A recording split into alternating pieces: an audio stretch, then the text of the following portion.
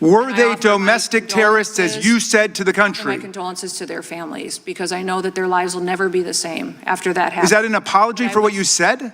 We, in those incidents, offer as much information as we can from officers and agents on the ground in a chaotic scene that gets. I'll repeat my question, reclaiming my time. Based on what you know today, Madam Secretary, based on what you know today, were Renee Good and Alex Preddy domestic terrorists? As you know. So Jamie Raskin just confronted Kristi Noem about calling 2 dead American citizens domestic terrorists. Renee Good and Alex Preddy, an ICU nurse filming a protest, both shot by her agents. She called them terrorists within hours with no evidence and no investigation. Let's watch this. Hit that subscribe button and help us reach 100,000 subscribers. Because your ICE agents shot them in the face and killed them, and each person you see up on this dais today represents 800,000 American citizens. And you should know that as a former member of Congress. Now, her brother said that Renee Good was someone who could make you believe things were going to be okay despite all the hardship because she chose optimism.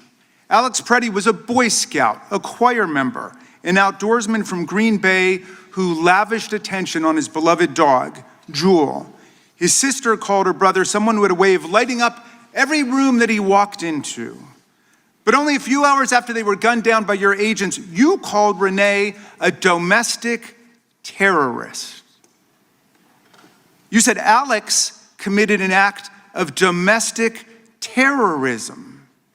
Alex's parents responded to your calling their son a domestic terrorist. They said, the sickening lies told about our son by the administration are reprehensible and disgusting.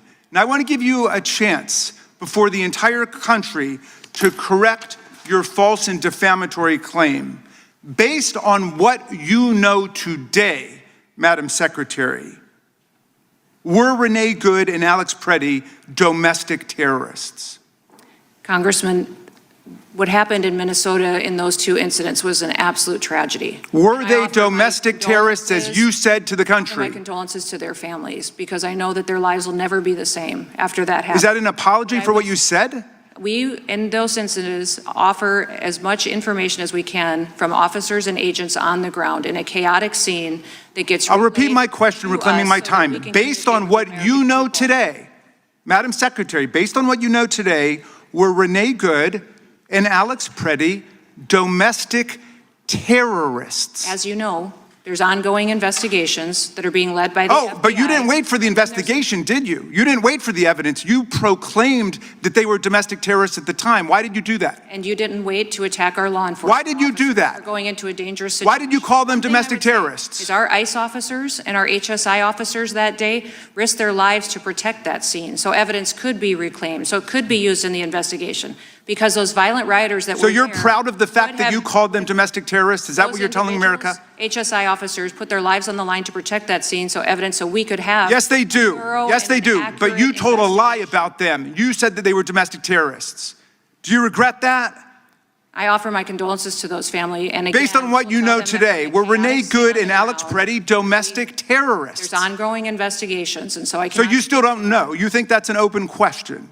I would think you would want there to still be investigations going into these situations. Well, you stated the conclusion 2 hours after they were killed that they were domestic terrorists. I wanted to give you an opportunity to correct the record, not just for their family, but for everybody in America who believes in the truth and fairness and honesty. In every situation, as facts come out, we relay. You know, your acting ICE director, Todd Lyons, came before Congress. He said he had no knowledge whatsoever that Alex Preddy and Renee Good were domestic terrorists. None.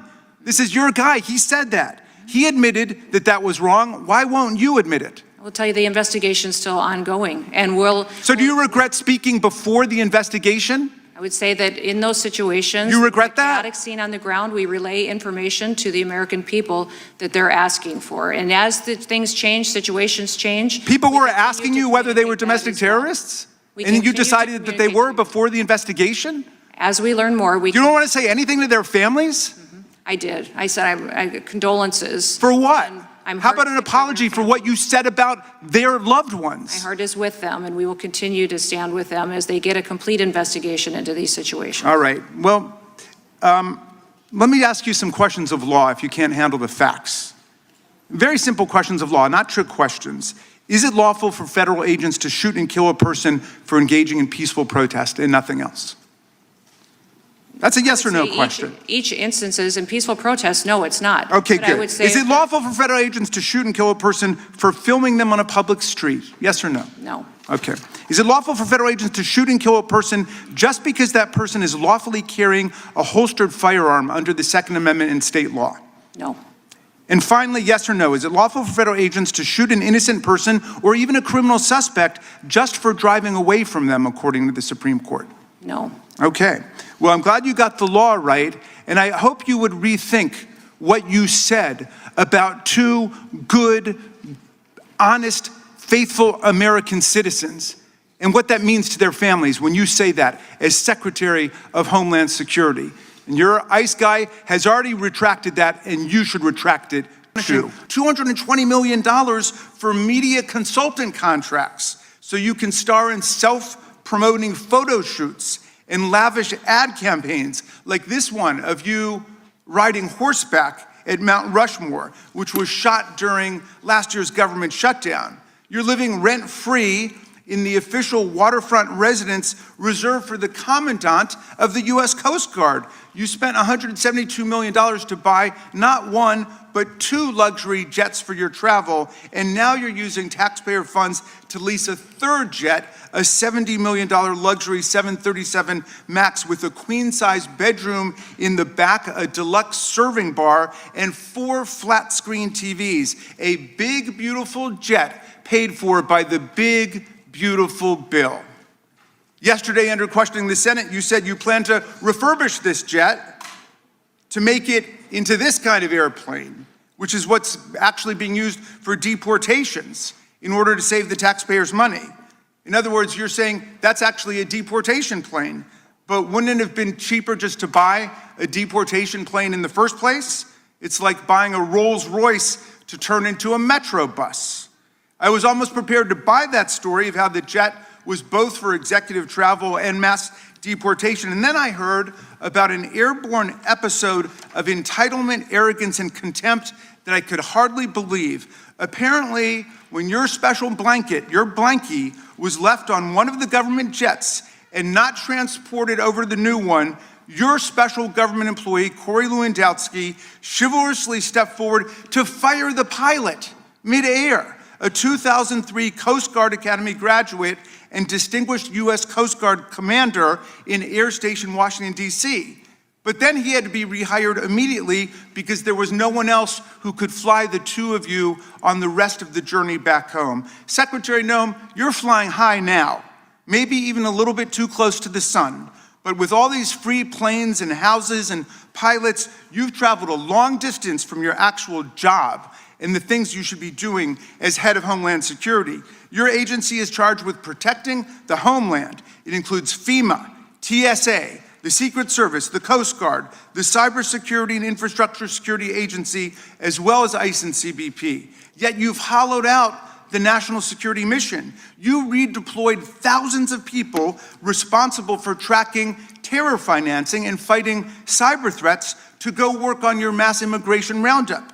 You reassigned to the roundup agents working a key national security probe into Iran's terror financing, paralyzing that investigation. You've turned our government against our people, and you've turned our people against our government. But the people are winning today, although we know we must continue to wake up every day, like the people of Minneapolis, and go out and fight for constitutional freedom. We are clearly in the fight of our lives, and we obviously have very serious questions for you today about what you are turning our government into. I yield back, Mr. Chairman. You're watching Inside Politics. Hit that subscribe button and help us reach 100,000 subscribers and comment your thoughts.